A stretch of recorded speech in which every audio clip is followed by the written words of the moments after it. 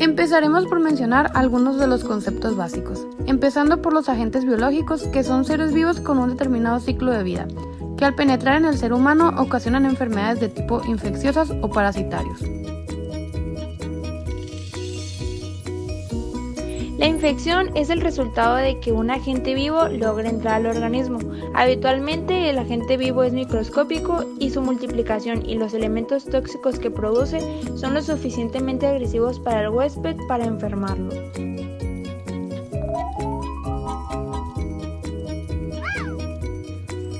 Cuando hablamos de transmisión nos referimos a la transferencia, contagio o comunicación de las enfermedades.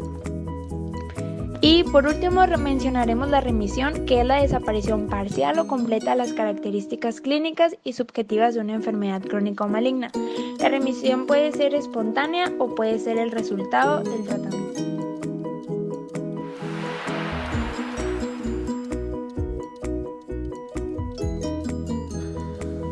Características biológicas de los hongos. Los hongos son organismos eucariotas típicos y poseen un núcleo que contiene varios cromosomas, delimitado por una membrana nuclear con nucleolo rico en ARN y orgánulos citoplasmáticos como mitocondrias, vacuolas, retículo endoplasmático, aparato de Golgi y ribosomas.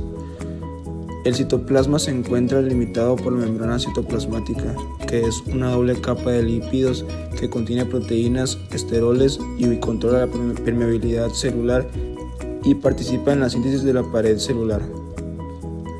La estructura de las células de los hongos es muy diferente de la de las bacterias, que son organismos procariotas, aunque comparten muchas estructuras. Las células de los hongos se diferencian de las plantas en la composición de la pared celular y en que carecen de cloroplastos y clorofila, y de las humanas que tienen pared celular y en la presencia de ergosterol. En la membrana citoplasmática, por el exterior de la membrana citoplasmática, presentan una pared celular que está compuesta fundamentalmente por polisacáridos y por diversas proteínas. Los polisacáridos más importantes son la quitina, el mannano y el glucano. Los hongos presentan básicamente dos tipos de morfologías, una multicelular denominada filamentosa y otra unicelular denominada levaduriforme. Los hongos filamentosos representan el crecimiento más típico de los hongos microscópicos. En medios de cultivo sólidos y también sobre cualquier superficie en la que se desarrollen, por ejemplo frutas o otros alimentos, producen colonias algodonosas y pulverulentas que son características. Al microscopio óptico, los hongos filamentosos presentan unas estructuras tubulares formadas por múltiples células que se denominan hifas.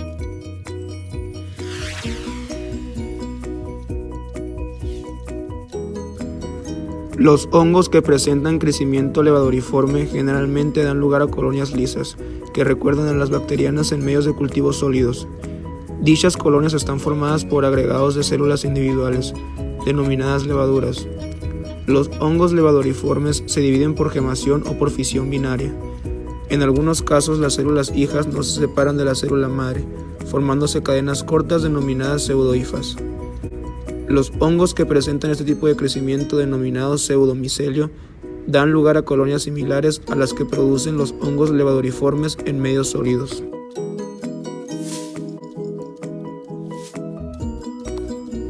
En esta ocasión les hablaremos de los ejemplos clínicos, específicamente de candidiasis y onicomicosis. La primera, la candidiasis, son un grupo de infecciones causadas por Candida albicans o por otros miembros del género Candida.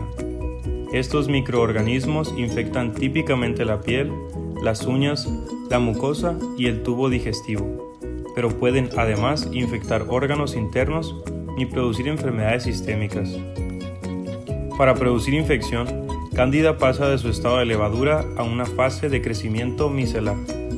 Es capaz de expresar hasta 3 tipos distintos de moléculas de adhesión superficial y proteinasas específicas que facilitan su unión a los epitelios.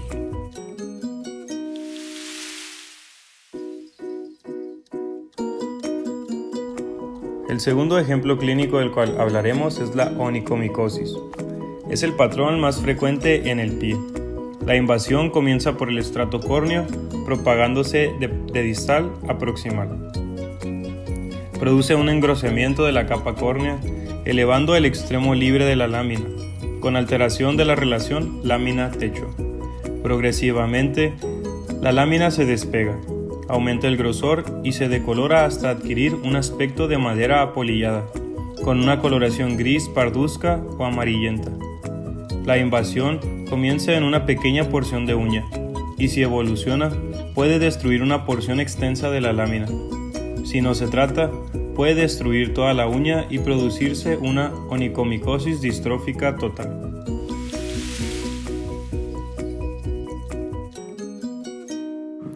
El término tiña hace referencia al cuadro clínico resultante de la infección de la piel, cabello y uñas por hongos dermatofitos. El pie de atleta es un término que engloba todas aquellas infecciones que aparecen afectando el pie en situaciones de maceración y oclusión. Los dermatofitos son un grupo de hongos multicelulares, con gran apetencia por las estructuras queratinizadas como son la epidermis, pelo y uñas. Su estructura típica es la filamentosa o micelar. Estos hongos se encuentran infectando el organismo humano y se transmiten de un individuo a otro directamente o por fómites. Estos son objetos de uso personal del enfermo o portador que pueden estar contaminados y transmitir agentes infecciosos, produciendo grandes epidemias en medios urbanos como lo son colegios, gimnasios, duchas, albercas. Suelen causar lesiones crónicas con poca reacción inflamatoria, aunque también existen portadores asintomáticos. El hospedero en su mayoría presenta maceración, humedad, hiperhidrosis, oclusión, que significa un zapato cerrado poco transpirable, heridas de la piel, se da mayormente en varones que sean deportistas y con inmunodeficiencias. Puede presentarse de 4 maneras. La primera es la interdigital, y sus características son eritema, descamación y fisuras y maceración en los espacios interdigitales. Como mocasín, donde sus características son hiperkeratosis difusa, eritema y descamación.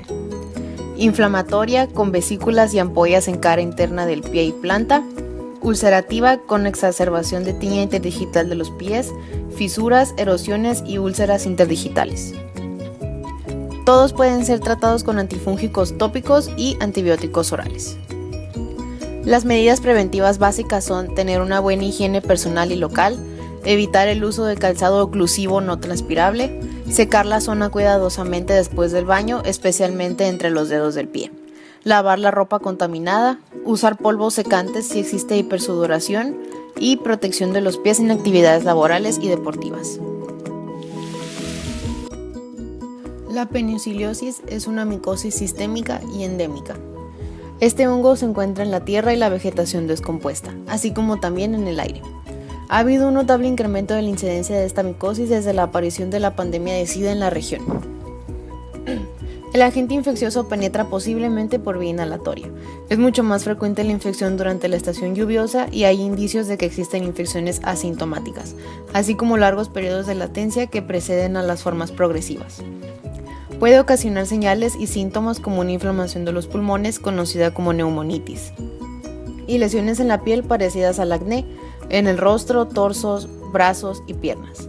El pediatra puede tomar un hemocultivo o muestra de tejidos probados en laboratorio como parte del proceso de su diagnóstico. Se utiliza anfotericina B o itraconazole como tratamiento. La mayoría de los casos registrados es de niños que tienen el VIH positivo.